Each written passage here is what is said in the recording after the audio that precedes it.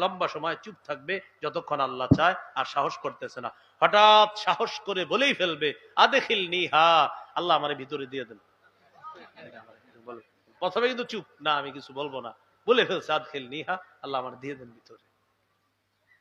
তো আল্লাহ তাআলা তাকে বলবেন মায়াসরিনি মিনকা, আচ্ছা তোমার চাওয়া শেষ হবে কখন? সুবহানাল্লাহ, এটা বলবে ওকে, মায়াসরিনি মিনকা, তোমার চাওয়াটা শেষ হবে কখন?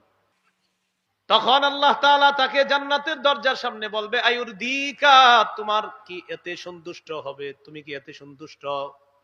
আমি যদি তোমাকে একটা দুনিয়া আর এর মতো আরো 10টা, মোট 11টা দুনিয়ার সমপরিমাণ একটা বালাখানা দান করিয়াতে কি তুমি সন্তুষ্ট হবা? ওই বান্দা তখন বলবে আল্লাহ আতাস্তাহজিউ বি ওয়া আনতা রব্বুল আলামিন, আল্লাহ আপনি তো বিশ্ব জগতের রব, আপনিও কি আমার সাথে ঠাট্টা করেন?